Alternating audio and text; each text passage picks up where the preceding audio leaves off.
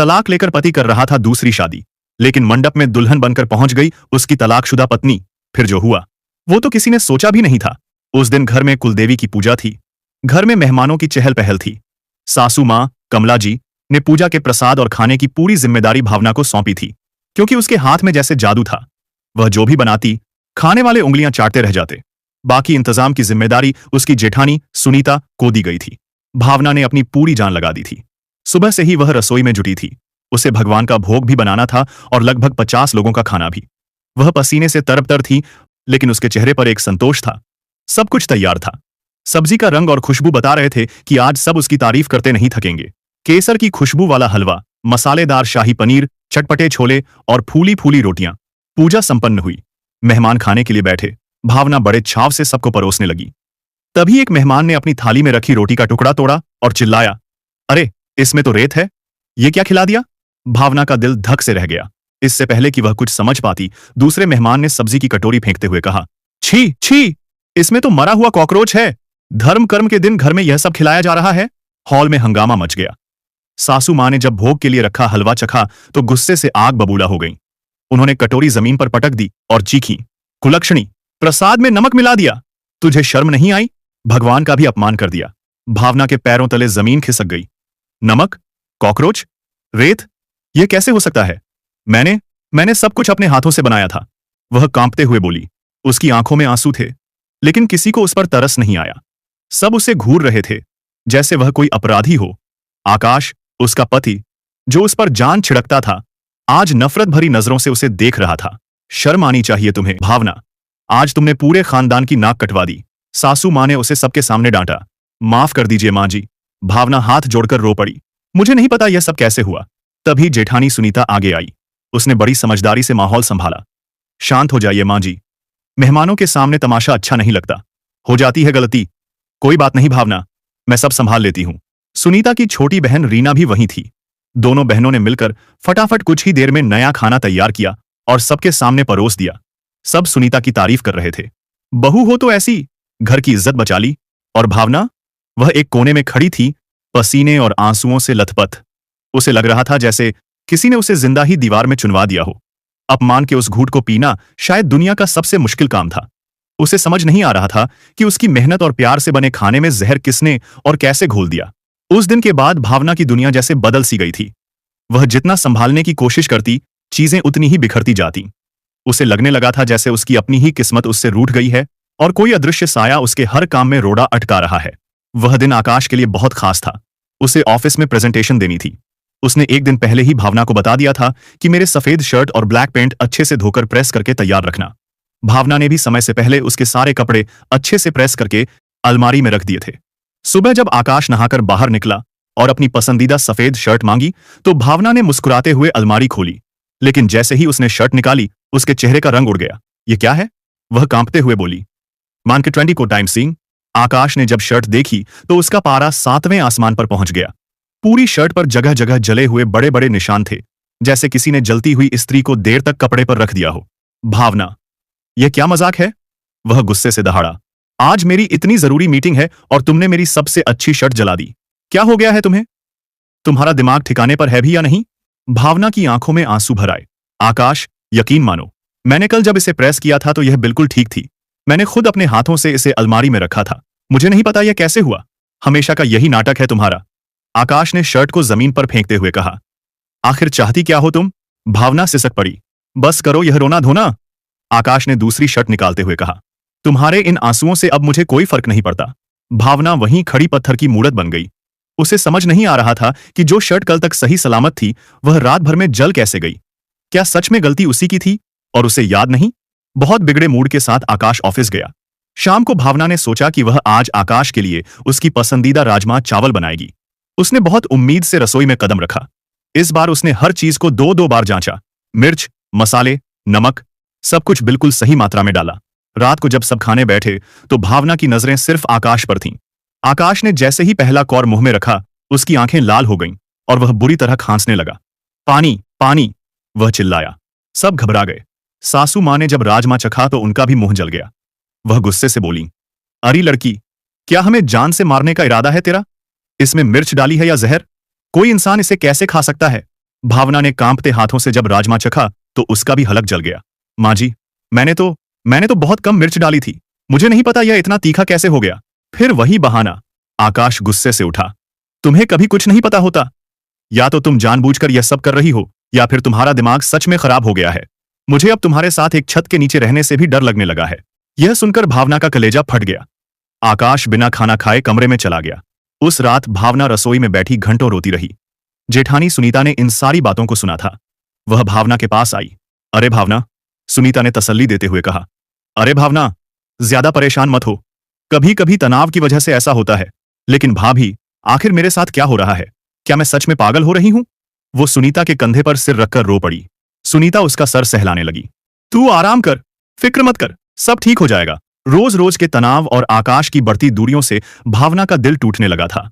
घर अब उसे घर नहीं बल्कि एक पिंजरा लगता था जहां उसकी सारी खुशियां दम तोड़ रही थीं। उसे लगा कि अगर वह और आकाश कुछ दिन इस माहौल से दूर चले जाएं, तो शायद सब कुछ पहले जैसा हो जाएगा। एक रात जब आकाश सोने की तैयारी कर रहा था, भावना उसके पास गई। आकाश, वह धीरे से बोली, मुझे पता है तुम मुझसे नाराज हो, लेकिन क्या हम अपने रिश्ते को एक और मौका दे सकते हैं? प्लीज चलो कहीं बाहर चलते हैं, सिर्फ तुम और मैं, 3-4 दिन के लिए।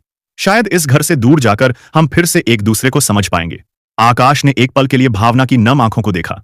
कहीं ना कहीं उसके दिल के किसी कोने में भावना के लिए ढेर सारा प्यार था। उसने एक गहरी सांस ली और कहा, ठीक है भावना, जैसा तुम कहो, हम अगले हफ्ते चलेंगे। यह सुनकर भावना की मुरझाई हुई आंखों में उम्मीद की एक किरण चमक उठी। उसे लगा जैसे उसे खोई हुई दुनिया वापस मिलने वाली है। अगले कुछ दिन भावना ने घूमने की तैयारी की। उसने इंटरनेट पर खूबसूरत जगहें खोजी, होटल बुक किया और अपने लिए कुछ नए कपड़े भी खरीदे।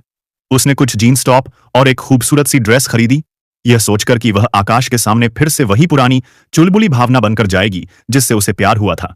जाने से एक दिन पहले वह अपना बैग पैक कर रही थी। उसका दिल एक चिड़िया की तरह फुदक रहा था। वह मन ही मन मुस्कुरा रही थी कि अब सब ठीक हो जाएगा, लेकिन किस्मत को कुछ और ही मंजूर था। शाम को जब सारी तैयारी हो चुकी थी, सुनीता घर में आई। उसका चेहरा परेशानी से भरा था और आंखें नम थीं। माँ जी, सुनीता ने सास से कहा, मुझे अभी अभी मायके से फोन आया है। पापा जी की तबीयत बहुत खराब है। डॉक्टर ने कहा है कि खतरा है, मुझे तुरंत जाना होगा। सासू माँ घबरा गईं। क्या हुआ उन्हें? पता नहीं माँ जी, सीने में दर्द हो रहा था, अस्पताल में भर्ती करवाया है। मैं कल सुबह जाऊंगी, सुनीता ने आंसू पोंछे। लेकिन माँ जी, आपकी तबीयत भी पिछले दिनों ठीक नहीं रह रही, फिर आप अकेले कैसे?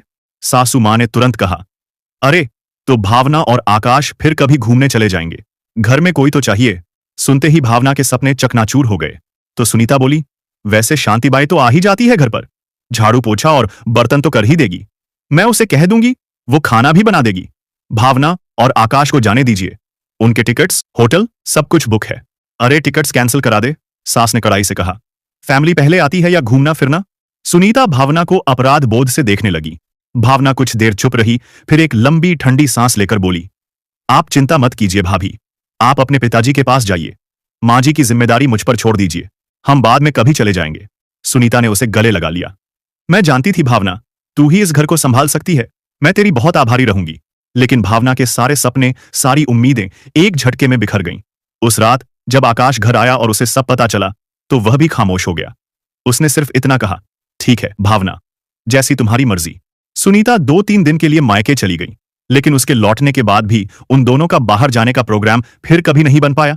जब भी भावना बात छेड़ती, आकाश कोई ना कोई बहाना बना देता। अब आकाश पहले से भी ज्यादा चुप रहने लगा था। वह ऑफिस से देर से आता और आते ही अपने कमरे में बंद हो जाता। भावना जितना आकाश के करीब जाने की कोशिश करती, आकाश उतना ही दूर होता जा रहा था। अगली शाम अपने दिल का हाल बांटने के लिए भावना ने अपनी मां को फोन मिलाया। पिछले कुछ दिनों से उसकी मां की तबीयत भी ठीक नहीं चल रही थी और उसे उनकी चिंता हो रही थी। कैसी हो मां? भावना ने पूछा। अब तबीयत कैसी है आपकी? मैं ठीक हूं बेटा। मां की आवाज में थोड़ी कमजोरी थी, बस थोड़ी थकान रहती है। डॉक्टर ने कुछ टेस्ट करवाने को कहा है। तो करवाए क्यों नहीं मां? भावना ने चिंता से पूछा। सेहत से बढ़कर कुछ नहीं होता। अरे करवा लेंगे बेटा, मां ने बात टालते हुए कहा। अभी हाथ थोड़ा तंग है। यह सुनकर भावना का दिल बैठ गया। उसकी मां कभी किसी के सामने हाथ नहीं फैलाती थी और आज वो अपनी सेहत को भी नजरअंदाज कर रही थी। नहीं मां, भावना ने तुरंत कहा, आप टेस्ट कल ही करवाएंगी, पैसों की चिंता मत कीजिए, मैं हूं ना, मैं आज ही आपके खाते में 10,000 रुपए भेज दूंगी। नहीं बेटा, तू रहने दे, मां ने घबराकर मना किया। तेरे ससुराल वाले क्या सोचेंगे? अच्छा नहीं लगेगा। 2-3 दिन में ऊपर की मंजिल का किराया आ जाएगा तो मैं डॉक्टर के पास चली जाऊंगी। आप उसकी चिंता मत कीजिए। माँ, आकाश कुछ नहीं कहेंगे। मैं उनसे रात को बात कर लूंगी और सब समझा दूंगी। फिर भी माँ नहीं मानी तो भावना बोली, जब आपके पास पैसे होंगे तो मुझे लौटा देना। उसने तुरंत अपने पर्सनल अकाउंट से 10,000 रुपए माँ के खाते में ट्रांसफर कर दिए।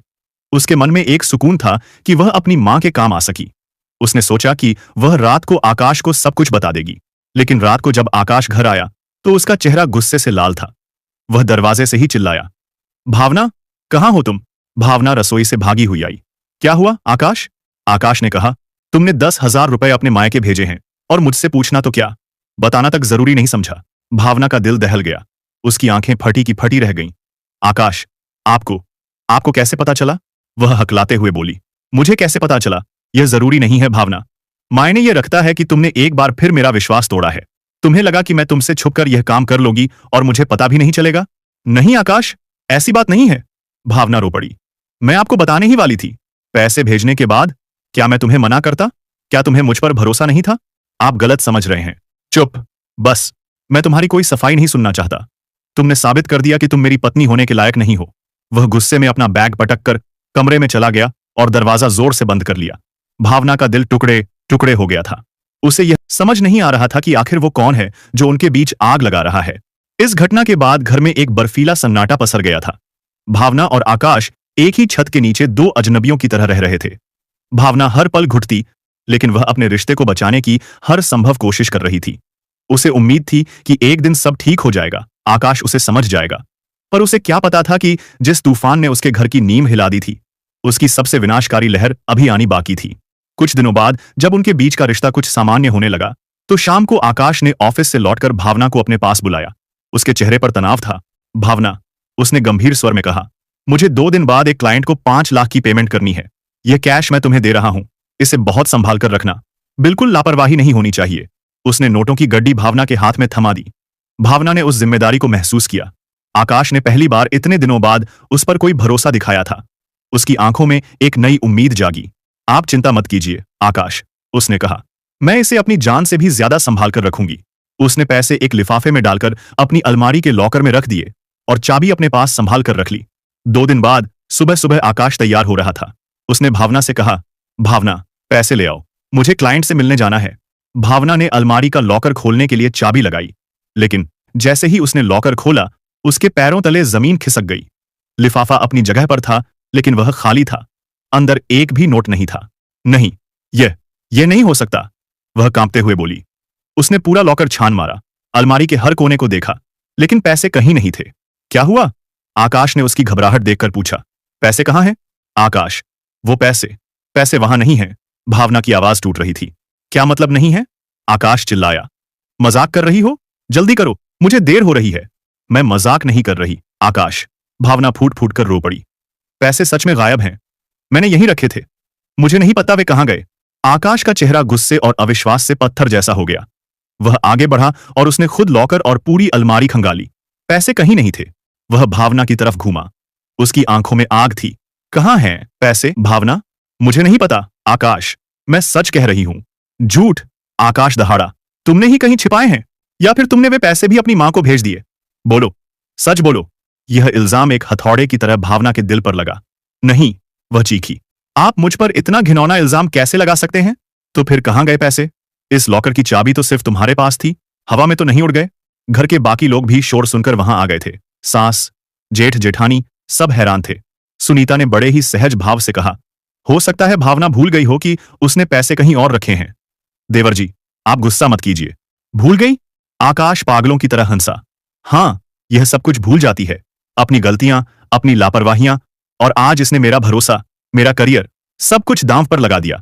सास ने भावना को घूरते हुए कहा, जरूर इसने ही अपनी मां को दे दिए होंगे।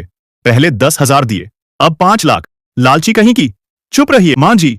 भावना पहली बार अपनी सास के सामने चीखी। एक शब्द और मत कहिएगा मेरी मां के बारे में। मैंने पैसे नहीं लिए। तो फिर पैसे कहां हैं? आकाश ने उसके कंधे पकड़कर उसे झकझोर दिया। भावना बस रोती जा रही थी और कह रही थी, मुझे नहीं पता। आकाश ने एक आखिरी बार उसकी आंखों में देखा, जहां उसे सिर्फ नफरत और धोखा नजर आ रहा था। उसने एक फैसला कर लिया। निकल जाओ, उसने ठंडे, बेजान स्वर में कहा। क्या? भावना ने अविश्वास से पूछा। मैंने कहा, निकल जाओ इस घर से। आकाश की आवाज अब और ऊंची हो गई। एक चोर और धोखेबाज औरत के साथ मैं एक पल भी नहीं रह सकता। तुम्हारा और मेरा रिश्ता आज, अभी, इसी पल खत्म होता है। आकाश, प्लीज। भावना उसके पैरों में गिर पड़ी, लेकिन आकाश ने उसे हाथ से पकड़कर उठाया और घसीटते हुए उसे दरवाजे तक के गया और घर से बाहर धकेलकर दरवाजा उसके मुंह पर बंद कर लिया। बाहर सड़क पर भावना अकेली खड़ी थी। उसका आत्मसम्मान तार तार हो चुका था। अब उसने भी फैसला कर लिया। वह अब उस इंसान के साथ नहीं रहेगी जिसे उस पर रत्ती भर भी विश्वास नहीं। मामला तलाक तक पहुंच गया और कुछ ही महीनों में वे हमेशा के लिए अलग हो गए और फिर सब कुछ खत्म हो गया। समय पंख लगाकर उड़ गया। उस बात को आज 6 महीने बीत चुके थे। अतीत की ये यादें उसे आज भी उसी तरह सालती थीं, जैसे कल की ही बात हो। उसके दिल पर लगे घाव अब भी ताजा थे। वह आज भी खुद से यही सवाल पूछती, मेरी क्या गलती थी? वह घंटों छत को घूरती रहती, उन पलों को याद करती जब आकाश उसकी आंखों में देखता और कहता, भावना, तुम मेरी जिंदगी का सबसे खूबसूरत तोहफा हो। उसे विश्वास नहीं होता था कि जिस आकाश पर वह अपनी जान छिड़कती थी, वह उस पर चोरी जैसा घिनौना इल्जाम लगा सकता है। कब तक खुद को इस कमरे में बंद रखेगी बेटा? उसकी मां ने दरवाजे से अंदर आते हुए कहा। उनके हाथ में चाय का कप था। बाहर निकल, लोगों से मिल। जिंदगी ऐसे नहीं करती। भावना ने अपने आंसू पोंछे। मन नहीं करता मां, मन तो बनाना पड़ता है। मां ने उसके सिर पर हाथ फेरते हुए कहा, जो हुआ उसे भूल जा। वह तेरी किस्मत में नहीं था। कैसे भूल जाऊं मां? भावना की आवाज में दर्द था। मेरा घर, मेरा संसार, सब कुछ छीन लिया गया मुझसे, और मुझे पता भी नहीं कि क्यों। तभी उसका फोन बजा। स्क्रीन पर उसकी सबसे अच्छी दोस्त प्रिया थी। भावना ने फोन नहीं उठाया। कुछ देर बाद प्रिया का मैसेज आया, पागल, कब तक ऐसे बैठी रहेगी? चल, आज नई फिल्म लगी है, देखने चलते हैं। भावना ने टाइप किया, मेरा मन नहीं है, तू जा। अकेले क्या करूंगी? चल ना प्लीज, मूड फ्रेश हो जाएगा। नहीं प्रिया, प्लीज मुझे अकेला छोड़ दे। भावना ने फोन बंद कर दिया। वह किसी से बात नहीं करना चाहती थी। लोगों की सहानुभूति भरी नजरें उसे और ज्यादा तोड़ देती थीं। वह अपनी पुरानी शादी की एल्बम निकालकर बैठ गई। तभी दरवाजे पर दस्तक हुई। कौन है? मां ने पूछा। बाहर से एक जानी पहचानी लेकिन थोड़ी घबराई हुई आवाज आई, जी मैं शांति, आकाश बाबू के घर से। भावना का दिल जोर से धड़क उठा। शांति काकी? वह यहां क्या कर रही हैं? आकाश ने भेजा है क्या? क्या वह मुझसे मिलना चाहता है? हजार सवाल उसके दिमाग में दौड़ने लगे। एक पल के लिए उसके दिल में उम्मीद की एक छोटी सी किरण जागी। मां ने दरवाजा खोला। सामने शांति काकी खड़ी थीं। वहीं शांति काकी जो भावना के भूतपूर्व ससुराल में मेड का काम करती थी। भावना उन्हें प्यार से काकी कहकर बुलाती थी। काकी, आप यहां? भावना ने हैरानी से पूछा। सब ठीक तो है? शांति ने नजरें झुका लीं। ठीक नहीं है छोटी मालकिन, उन्होंने कांपती आवाज में कहा। एक बहुत जरूरी बात बताने आई हूं। क्या बात है काकी? शांति ने एक गहरी सांस ली और जो कहा उसे सुनकर भावना के पैरों तले जमीन खिसकने वाली थी।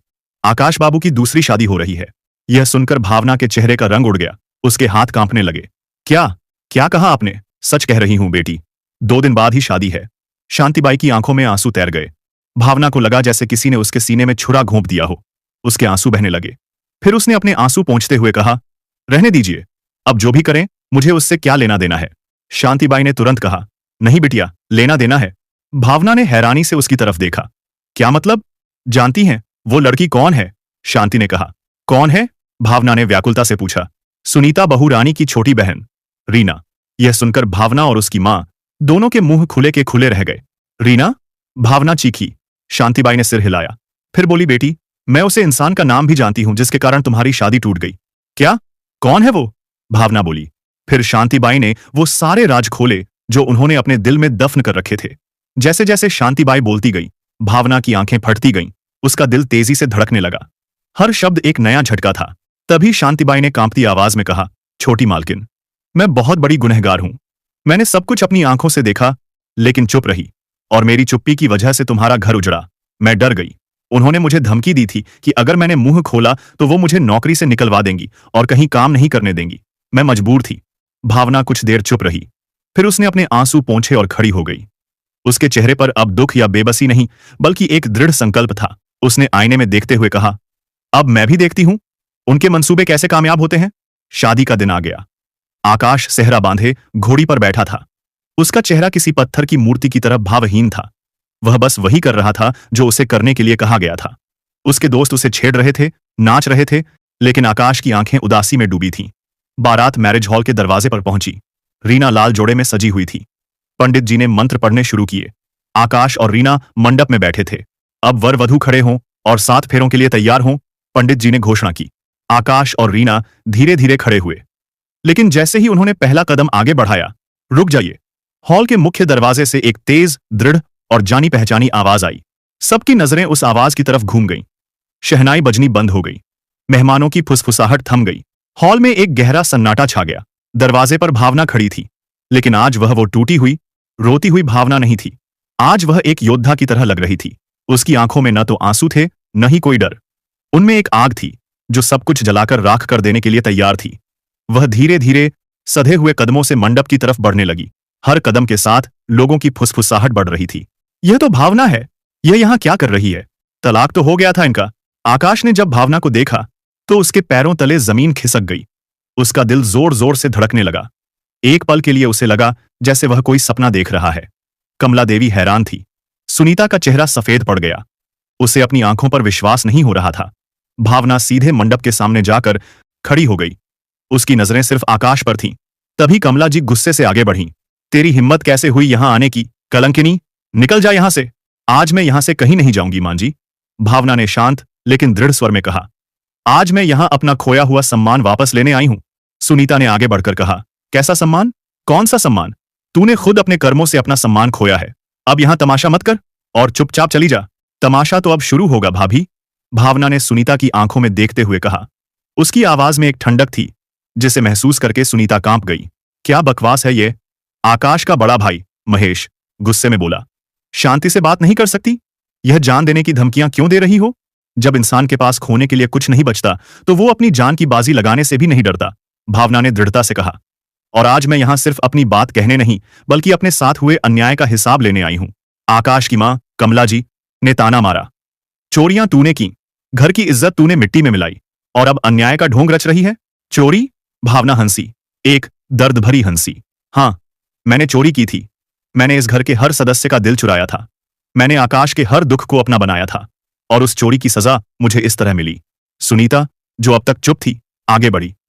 उसके चेहरे पर गुस्सा था लेकिन आंखों में डर भी था। यह औरत पागल हो गई है, सुनीता ने ऊंची आवाज में कहा। इसे घर से निकाला गया तो अब बदला लेने आई है। रीना की खुशी में खलल डाल रही है। भावना ने सुनीता की तरफ देखा। उसकी नजरों में अब कोई डर नहीं था। भाभी, रीना की खुशी या आपकी साजिश? यह सुनकर सुनीता का रंग उड़ गया। क्या मतलब है तेरा? मतलब यह भाभी, भावना ने सबकी तरफ देखते हुए कहा, कि जो भी मेरे साथ हुआ वो कोई इत्तेफाक नहीं था। पूजा वाले दिन मेरे बनाए खाने में कॉकरोच और कंकड़ अपने आप नहीं आए थे। मेरी प्रेस की गई शर्ट अपने आप नहीं जली थी। मेरी बनाई दाल में मिर्च अपने आप तेज नहीं हुई थी। और वो 5 लाख रुपए, वो भी अपने आप गायब नहीं हुए थे। भावना की हर बात पर आकाश का दिल तेजी से धड़क रहा था। यह सब किया गया था बहुत सोच समझकर, बहुत योजना बनाकर, एक औरत को उसके अपने घर में बेइज्जत करने के लिए, उसे अपराधी साबित करने के लिए, उसकी जगह किसी और को बिठाने के लिए। क्यों भाभी, सही कह रही हूं ना मैं? सुनीता अब और ज्यादा बेचैन हो गई। क्या बकवास कर रही है यह लड़की? आकाश, इसकी बातों में मत आना। यह तुम्हें पाने के लिए पागल हो गई है। भावना ने उसे नजरअंदाज किया और आकाश से कहना जारी रखा। और वो 10,000 रुपए आकाश, जो मैंने अपनी बीमार मां के इलाज के लिए भेजे थे, तुम्हें आज भी लगता है कि मैंने वो बात तुमसे छुपाई थी? आकाश चुप रहा। उस दिन तुम्हें यह बात किसने बताई थी आकाश? भावना ने सीधा सवाल किया। किसने तुम्हारे कानों में जहर घोला था कि मैंने तुमसे धोखा किया है? याद करो आकाश, क्या वो सुनीता भाभी नहीं थी जिन्होंने बड़ी हमदर्दी से तुम्हें यह खबर दी थी? आकाश को एक झटका लगा। उसे याद आया कि उस दिन भाभी ने ही उसे फोन करके पैसे वाली बात बताई थी। और वो 5 लाख। भावना की आवाज भर्रा गई। जिस इल्जाम ने मेरा सब कुछ छीन लिया, जिस दिन तुमने मुझे चोर कहकर इस घर से बाहर फेंक दिया था, तुम्हें आज भी लगता है कि वो पैसे मैंने चुराए थे? तो और किसने चुराए थे? कमला जी बीच में बोली। चाबी तो सिर्फ तेरे पास थी। सब्र कीजिए मां जी, जिसने चोरी की थी अभी वह इंसान खुद अपने मुंह से बोलेगा। सुनीता पसीने से तरबतर हो चुकी थी। उसने अपनी आवाज में जितनी भी हिम्मत बची थी उसे इकट्ठा करके कहा, बस कर भावना, बहुत हो गया तेरा नाटक। भावना मुस्कुराई। ऐसे कैसे भाभी जी? अभी तो दूध का दूध और पानी का पानी होना बाकी है। उसने दरवाजे की तरफ देखा और आवाज लगाई, शांति काकी, अंदर आइए। शांति अंदर आई। अब तो सुनीता का दिल जोर जोर से धड़कने लगा। उसका चेहरा पसीने से भीग गया था। उसने सोचा भी नहीं था कि यह बूढ़ी औरत आज उसके खिलाफ खड़ी हो जाएगी। बोलिए शांति काकी, भावना ने उसे हिम्मत देते हुए कहा। आज किसी से डरने की जरूरत नहीं है। जो सच है वह सबके सामने बताइए। शांति बाई ने एक गहरी सांस ली और कांपती आवाज में बोलना शुरू किया। उस पूजा वाले दिन मैं रसोई में ही थी। छोटी बहू रानी ने बड़े प्यार से सब कुछ तैयार किया था। लेकिन जब वो बाहर गईं तो मैंने बड़ी बहू रानी को रसोई में कुछ मिलाते हुए देखा था। क्या मिलाते हुए? कमला जी ने पूछा। पहले तो मैं समझ नहीं पाई कि वो क्या कर रही हैं। जब मैंने पूछा तो वो एकदम घबरा गईं, जैसे उनकी कोई चोरी पकड़ी गई हो। शांतिबाई ने रोते हुए कहा। सुनीता चिल्लाई, यह झूठ बोल रही है। शांतिबाई ने आगे कहा। फिर बड़ी बहू रानी ने कहा था कि खाने में नमक मिर्च कम था, इसलिए मिला रही थी। कहा था कि सब मेहमानों के सामने बेइज्जती नहीं होनी चाहिए ना। लेकिन मुझे शक हो गया था कि भाभी जी कुछ गलत कर रही थी। फिर क्या हुआ? आकाश ने पूछा। जब मैंने दोबारा कुछ कहना चाहा तो बड़ी बहू रानी ने आंखें दिखाकर कहा था, नौकरानी है, नौकरानी की जगह पर रहे तो ही सही होगा तेरे लिए, नहीं तो नौकरी से निकाल दूंगी। हॉल में सब लोग सकते में आ गए। उस समय मैं डर के मारे चुप रह गई थी, लेकिन बाद में देखकर बहुत हैरानी हुई कि कोई इंसान किसी को नीचा दिखाने के लिए इतना भी गिर सकता है। शांतिबाई रो रही थी। और भी कुछ देखा था आपने? भावना ने पूछा। हाँ, उसके बाद मैंने कई बार बड़ी बहू रानी को आपके कमरे में चुपके से जाते हुए देखा था। राम जाने वो क्या करने जाती थी। सुनीता का चेहरा और भी ज्यादा पीला पड़ गया। लेकिन जब छोटी बहू रानी को घर से निकाल दिया गया तब मुझे एहसास हुआ कि मुझे चुप नहीं रहना चाहिए था, मुझे बोलना चाहिए था। शांतिबाई की आवाज में पछतावा था। फिर एक दिन मैंने बड़ी बहू रानी को फोन पर बात करते सुना। शुरुआत की दो एक बातें सुनकर मेरे पैरों तले जमीन खिसक गई। मैंने झट से अपना मोबाइल निकाला और रिकॉर्डिंग पर लगा दिया। यह सुनकर सुनीता के होश उड़ गए। ये क्या बकवास कर रही है? शांतिबाई ने अपना पुराना मोबाइल निकाला। यही है वो रिकॉर्डिंग जिसमें बड़ी बहू रानी की आवाज है। चलाइए, भावना ने कहा। शांतिबाई ने कांपते हाथों से रिकॉर्डिंग प्ले की। थोड़ी डिस्टरबेंस थी, लेकिन सुनीता की आवाज साफ सुनाई दे रही थी। हाँ हाँ हाँ, देखा रीना, मैंने एक तीर से दो निशाने लगा दिए। एक तरफ भावना को घर से निकाल दिया और दूसरी तरफ वो 5 लाख रुपए भी हथिया लिए। उन पैसों से मैंने सोने का हार और कानों के खूबसूरत झुमके बनवाए हैं। अब देखना रीना, आगे भी वही होगा जो मैं चाहूंगी। फिर दूसरी तरफ से रीना ने कुछ कहा और सुनीता बोली, इतना आसान तो नहीं था उसे घर से निकालना, लेकिन मैंने एक एक करके ऐसी बिसात बिछाई कि उसे घर से निकालकर ही दम लिया। रिकॉर्डिंग बंद होते ही पूरे हॉल में मौत का सा सन्नाटा छा गया। महेश का चेहरा गुस्से से तमतमा उठा। वह सुनीता की तरफ घूमा और चिल्लाया, तो वो हार और झुमके तुमने झूठ कहा था कि तुम्हारी मां ने दिए हैं? सुनीता का मुंह सूख गया। उसके पास कोई जवाब नहीं था। छटाक, महेश ने गुस्से से एक जोरदार तमाचा सुनीता के गाल पर जड़ दिया। सुनीता जमीन पर गिर पड़ी। तूने मेरे घर की इज्जत मिट्टी में मिला दी। मेरे भाई का घर तेरी वजह से उजड़ा। महेश दहाड़ा। और तो और, चोरी के पैसों से गहने भी बनवा लिए और मुझसे झूठ बोला। महेश के तमाचे से सुनीता जमीन पर गिर पड़ी थी। उसके गाल पर उंगलियों के निशान छप गए थे। वह अविश्वास और अपमान से अपने पति को देख रही थी। हॉल में मौजूद हर शख्स स्तब्ध था। सुनीता का ऐसा घिनौना चेहरा देखकर किसी को अपनी आंखों पर यकीन नहीं हो रहा। महेश गुस्से से कांप रहा था। उसने सुनीता का हाथ पकड़कर उसे खड़ा किया। बोल, यह सब तूने क्यों किया? इतना बड़ा धोखा क्यों दिया? सुनीता की आंखों में अब डर की जगह नफरत थी। वह जहरीली हंसी के साथ हंसी। जलन थी मेरे दिल में। जलन? महेश और कमला जी एक साथ बोले। हां, जलन, सुनीता चीखी। जिस दिन से यह औरत भावना इस घर में आई थी, मेरी आंखों में खटकने लगी थी। घर में हर कोई बस भावना भावना करता रहता था। भावना कितना अच्छा खाना बनाती है, भावना कितना ध्यान रखती है, भावना कितनी संस्कारी है। और मैं जैसे इस घर में कोई थी ही नहीं। मैं पागल हो गई थी ये सब सुन सुनकर। मुझे लगने लगा था कि मैं इस घर में एक नौकरानी हूं और असली महारानी तो यह है। भावना यह सब सुनकर हैरान थी। उसे कभी एहसास ही नहीं हुआ कि उसकी तारीफें किसी के दिल में इतनी नफरत भर सकती हैं। सुनीता ने आगे बोलना जारी रखा। मैं तो शुरू से चाहती थी कि मेरी बहन रीना इस घर में मेरी देवरानी बनकर आए, लेकिन आकाश की आंखों पर तो सिर्फ इस भावना के प्यार की पट्टी बंधी थी। उसने भावना से शादी कर ली और मेरी फिर बहन की भी शादी हुई, लेकिन साथ के साथ उसका तलाक भी हो गया और वह घर आकर बैठ गई। उसने रोती हुई रीना की तरफ देखा। मैं अपनी बहन को ऐसे टूटते हुए नहीं देख सकती थी। मैं चाहती थी कि जो सुख, जो प्यार, जो सम्मान इस भावना को मिल रहा है, वह सब मेरी बहन को मिले। और मैंने फैसला कर लिया कि मैं इसे इस घर से निकालकर ही दम लूंगी। यह सुनकर रीना फूट फूट कर रो पड़ी। बस, आकाश, जो अब तक खामोश खड़ा था, दहाड़ा। आपने अपनी जलन की आग में मेरे और भावना के रिश्ते को जलाकर राख कर दिया। उसकी आंखों से आंसू बह रहे थे। वह भावना की तरफ मुड़ा, लेकिन उसकी हिम्मत नहीं हुई कि वह भावना से नजरें मिला सके। महेश दहाड़ा, इस घर में अब तुम्हारे लिए कोई जगह नहीं है सुनीता। आज से मेरा और तुम्हारा रिश्ता खत्म। महेश, प्लीज मेरी बात सुनो। सुनीता गिड़गिड़ाने लगी। निकल जाओ यहां से, महेश ऊंची आवाज में बोला। कमला जी जमीन पर बैठ गईं। हे भगवान, ये क्या कर बैठी मैंने अपनी बेटी जैसी बहू पर विश्वास नहीं किया और एक नागिन को अपनी बेटी माना। हॉल में एक भयानक सन्नाटा छा गया था। सबकी आंखें भावना पर टिकी थीं। आकाश, जो अब तक सदमे में खड़ा था, भावना के पास आया। उसके कदम कांप रहे थे। उसकी आंखों में अब पछतावा, शर्म और एक गहरी पीड़ा थी। भावना, मैंने तुम्हारे साथ बहुत बड़ा अन्याय किया है। भावना ने उसकी तरफ ठंडी निगाह से देखा, लेकिन कुछ नहीं कहा। आकाश के घुटने कांप गए और वह भावना के पैरों में गिर पड़ा। माफ कर दो भावना, मुझे माफ कर दो। मैंने तुम पर विश्वास नहीं किया। मैं कितना अंधा था। मैंने अपनी पत्नी पर शक किया, लेकिन उस औरत पर भरोसा किया जो हमारे प्यार को तोड़ रही थी। हॉल में मौजूद हर व्यक्ति इस दृश्य को देखकर रो रहा था। कमला जी भी आगे आईं। बेटा, हो सके तो हमें माफ कर दे। महेश भी आगे आया। भावना, हमने तुझ पर भरोसा नहीं किया। हमसे बहुत बड़ा गुनाह हो गया है। लेकिन भावना के चेहरे पर कोई भाव नहीं था। वह सबको देख रही थी, जैसे पहली बार पहचान रही हो। भावना, प्लीज कुछ तो कहो। आकाश गिड़गिड़ाया। मुझे एक मौका दो भावना, वापस चलो मेरे साथ। मैं अपनी सारी गलतियों का प्रायश्चित करूंगा। भावना ने एक कड़वी मुस्कान दी। मौका? आकाश, एक औरत के लिए उसका सम्मान सबसे बड़ी चीज होती है। तुमने मेरा सम्मान तार तार कर दिया, मुझे झूठा साबित किया। क्या अब तुम्हें लगता है कि सिर्फ माफी मांग लेने से सब ठीक हो जाएगा? भावना ने सबकी तरफ देखते हुए कहा। आज मैं यहां अपना खोया हुआ सम्मान वापस लेने आई थी, और वो मुझे मिल गया है। अब मुझे कुछ और नहीं चाहिए। वह जाने के लिए मुड़ी, लेकिन आकाश ने उसका हाथ पकड़ लिया। भावना, तुम जा नहीं सकती। तुम मेरी पत्नी हो। भावना ने अपना हाथ छुड़ाया। मैं तुम्हारी पूर्व पत्नी हूं आकाश। अब मैं सिर्फ भावना हूं। मैं जानता हूं, मैंने तुम्हें वो जख्म दिए हैं जो शायद कभी नहीं भरेंगे। मैं यह भी नहीं कहूंगा कि मुझे माफ कर दो, क्योंकि मेरा गुनाह माफी के लायक ही नहीं है। लेकिन क्या तुम उन पलों को भूल गईं जब हम एक दूसरे की सांसों में जिया करते थे? मैंने तुम पर शक किया, यही मेरी सबसे बड़ी हार है। लेकिन मैंने तुमसे प्यार भी किया था भावना, बेइंतहा प्यार। और आज भी करता हूं। भावना की आंखों से भी आंसू बहने लगे। वह पत्थर की मूर्ति नहीं थी, उसका दिल भी रो रहा था, उस प्यार के लिए जो एक साजिश की भेंट चढ़ गया था। प्यार? उसने दर्द से कहा।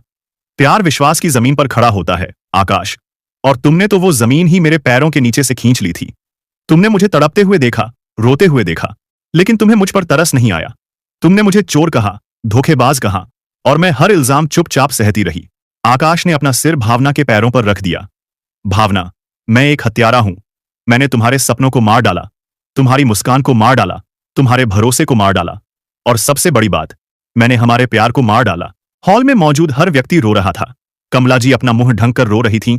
महेश की भी आंखें नम थीं। मैं जानता हूं तुम मुझे माफ नहीं कर सकती, और मैं इसके हकदार भी नहीं हूं। लेकिन भावना, क्या तुम मुझसे कम से कम यह कह सकती हो कि अभी भी तुम्हारे दिल के किसी कोने में मेरे लिए एक छोटी सी जगह बची है? कहते हुए आकाश फूट फूट कर रोने लगा। भावना की आंखों में आंसू आ गए। आकाश का यह रूप देखकर उसका दिल करुणा से भर गया। उसके अंदर का वो प्यार, जिसे वो महीनों से दबाने की कोशिश कर रही थी, बाहर आने को मचल रहा था। उसने कांपती आवाज में कहा, आकाश, उठो, ऐसे मत रो। नहीं भावना, आकाश ने सिर हिलाया। जब तक तुम मुझे माफ नहीं कर देती, मैं यहां से नहीं उठूंगा, चाहे मुझे यहीं अपनी आखिरी सांस लेनी पड़े। भावना से अब और बर्दाश्त नहीं हो रहा था। वह नीचे बैठ गई और आकाश का सिर अपने हाथों में ले लिया। आकाश, मेरी तरफ देखो। आकाश ने अपनी नम आंखें उठाईं और भावना को देखा। आकाश, तुमने मुझसे पूछा था कि क्या मेरे दिल में तुम्हारे लिए अभी भी जगह है? भावना की आंखों से आंसू बह रहे थे। सच तो यह है, तुमने मेरा दिल तोड़ा है, लेकिन मेरे प्यार को नहीं मारा। मेरी आत्मा को घायल किया है, लेकिन मेरी मोहब्बत को खत्म नहीं किया। यह सुनकर आकाश की सांस रुक गई। भावना ने आगे कहा, जब तुमने मुझे घर से निकाला था तो मैं टूट गई थी, लेकिन जब मैंने सुना कि तुम किसी और से शादी करने जा रहे हो, तो मुझे एहसास हुआ कि मैं तुमसे आज भी उतना ही प्यार करती हूं। मैं यहां इसलिए नहीं आई थी कि तुम्हें वापस पाना था। मैं यहां इसलिए आई थी कि मैं तुम्हें गलत हाथों में जाने से रोक सकूं, क्योंकि एक पत्नी चाहे कितनी भी नाराज हो, वो अपने पति का बुरा नहीं चाह सकती। आकाश फूट फूट कर रोने लगा। भावना, तुम इतनी अच्छी कैसे हो? मैंने तुम्हारे साथ इतना बुरा किया, फिर भी तुम। क्योंकि मैं तुमसे प्यार करती हूं आकाश। आखिर तुम मेरा पहला प्यार हो, मेरे पति हो, और अब मेरे होने वाले बच्चे के पापा भी। आकाश की हैरानी का कोई ठिकाना न रहा। क्या क्या सच कह रही हो तुम? वह रोते हुए हंस रहा था। मैं बाप बनने वाला हूं? हाँ आकाश, मैं 6 महीने की गर्भवती हूं, भावना ने कहा। यह सुनकर आकाश ने भावना को कसकर गले लगा लिया। दोनों रो रहे थे, दर्द के आंसू, खुशी के आंसू, राहत के आंसू। मुझे माफ कर दो भावना, मुझे माफ कर दो। आकाश बार बार कह रहा था। मैंने तुम्हें कब का माफ कर दिया था आकाश? बस तुम्हें यह एहसास दिलाना चाहती थी कि एक औरत का सम्मान कितनी कीमती चीज होती है। हॉल में मौजूद हर व्यक्ति रो रहा था। यह नजारा देखकर पत्थर दिल भी पिघल जाता। उसके बाद आकाश और भावना ने फिर से 7 फेरे लिए। इस बार हर फेरे में एक नया वादा था, एक नई शुरुआत थी। और जब वे सिंदूर और मंगलसूत्र के साथ पति पत्नी बने, तो हॉल में ऐसी तालियां गूंजी कि लगा जैसे प्यार की जीत का जश्न मना रहा हो पूरा संसार। आज भावना को अपना खोया हुआ सम्मान वापस मिला था। आकाश को अपनी जिंदगी वापस मिली थी, और दोनों को मिली थी एक नई शुरुआत। तो दोस्तों, अंत में भावना ने जो कदम उठाया, क्या वो सही था? कमेंट करके जरूर बताएं। और यह भी बताएं कि आप हमारी कहानियां भारत के किस शहर से सुन रहे हैं। और दोस्तों, अगर आपकी जिंदगी में भी कोई ऐसी घटनाएं या कोई अनुभव हुए हैं जिसे आप चाहते हैं कि हम कहानी के रूप में सबके सामने लाएं, तो आप हमें जरूर लिख भेजें। आप कमेंट कर सकते हैं या फिर डिस्क्रिप्शन में दी गई ईमेल आईडी पर मेल भी कर सकते हैं। धन्यवाद।